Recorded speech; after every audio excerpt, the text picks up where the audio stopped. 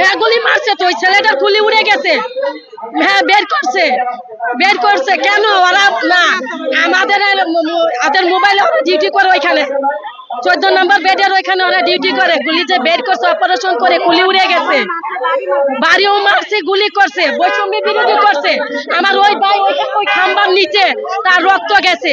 আজকে কোথায়? হ্যাঁ কেন মারলো আমাদের পোলাপানদের? আমাদের দিত না, বলতো যে তোমরা আউটসোর্সিং, আমরা আউটসোর্সিং। আজকে আমরা কোথায় এসে ঠেকছি? বৈষম্য বিরোধীতে আমরা যে ডিউটি করলাম, কত রক্ত পরিষ্কার করলাম, সিটি স্ক্যানে রোগী নিয়ে গেলাম, এমআরআই করলাম, এগুলো আমরা সিরিয়ালে সারা রাত করছি, আমরা সারা রাত এগুলা করছি। তা আজকে কোথায় তারা তো নাই। তারা আমাদের পাশে এসে দাঁড়াইলে বলতে পারবো যে না তারা আমাদের পাশে দাঁড়াইছে। তো আমরা তাদেরকে সেবা দিছি, তাদের হুঁশ ছিল না, রক্ত বন্যা বয়ে গেছে। ওটিতে ডক্টররা ওটি করছে, দিনের দিন রাতের রাত ওটি হয়েছে। দিন মোহাম্মদ বাসায় যায় নাই, সবসময় রয়ে গেছে। আমাদের বলছে তোমরা তোমাদের ডিউটি করে যাও, আমরা ডিউটি করে গেছি। আমাদের পুলিশ কেন ওই দিন মারলো আমাদের ভাইদের 5 জন? আমরা এইটার বিচার চাই এবং আমরা আউটসোর্সিং কোঠা চাই না। আমাদের অফিস যে প্রতিষ্ঠানে আছে তাদের সেই জায়গায় বহল নিয়ে নিক।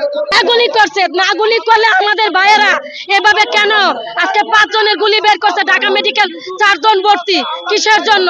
নিউরো সায়েন্সে 1 জন ভর্তি 13 নম্বর বেডের মধ্যে। আজকে তার বাবা মা, তার মা অসহায়, তার কি হবে? কে দেখবে তাদের? আজকে যে আপনারা বলতেছেন সাংবাদিক ভাইরাও আপনারা ভুল লেখছেন, আপনারাও বলছেন যে ওরা ফায়ার করে নাই। ফায়ার না করলে ওরা গুলিটি করলো কোথা থেকে? কার অনুমতি নিয়ে গুলিগুলো করলো? আমাদের বলতে পারতো আপনারা রাস্তা ছেড়ে দেন, নয়তো এক রাস্তায় চলে যান। হ্যাঁ আইসা বলছে, কে বলছে? আজকে যে বৈষম্য বিরোধী হইলো, সাজিম আলমরা যে গুলাগুলি করলো, মারলো, পুলিশ মারলো, ছাত্রলীগ মারলো, ওরা কোথায় ছিল? নিউরো সায়েন্সে সারা রাত সকাল 7টায় ডিউটি করছি, 48 ঘন্টা পর সকাল 8টায় 3 শিফটে ডিউটি করছি ইমার্জেন্সির ভিতরে। না হইলেও 5000 লোক আসছে, ডাইরেক্টর দিল মোহাম্মদ না হলেও রাইতের রাত নিউরো সায়েন্সে রয়ে গেছে, সে বাসায় যায় নাই।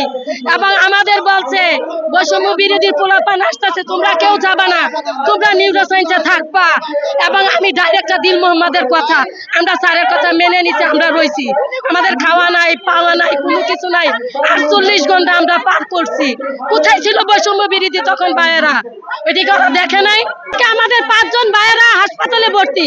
আমরা কি ছাত্রলীগকে আইছিলাম মারামারি করতে আইছি না গুলাগুলি করতে আইছি? পুলিশ কেন আমাদেরকে এভাবে বিচ্ছিন্ন করলো? এবং আমাদের 5 জন ভাই গুলি খেয়ে হাসপাতালে পড়ে আছে। আজকে তাদের কি হবে? তাদের কে দেখবে?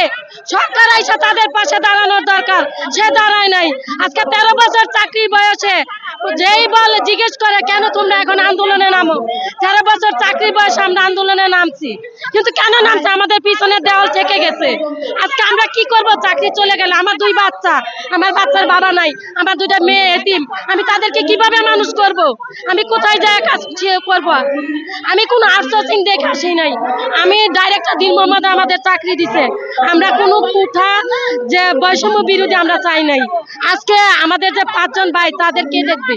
তাদের যে গুলি লাগছে, একটা ছেলে আমাদের এখানে ভর্তি আছে নিউরো সায়েন্সে, পুষ্ট 3 নম্বর 13 নম্বর বেডে ভর্তি, তার খুলিটা উঠে গেছে। তার যে চিকিৎসা, তার বাপ মা গরিব, কিভাবে চলবে তারা? তাদের চলার মতো কি উপায় আছে? আজকে আমাদের 17,000 টাকা বেতনে বাসা ভাড়া দিতে হয়, আমাদের খাইতে হয়, গাড়ি ভাড়া দিতে হয়। আমাদের 17,000 টাকা বেতন আমরা কি পাই?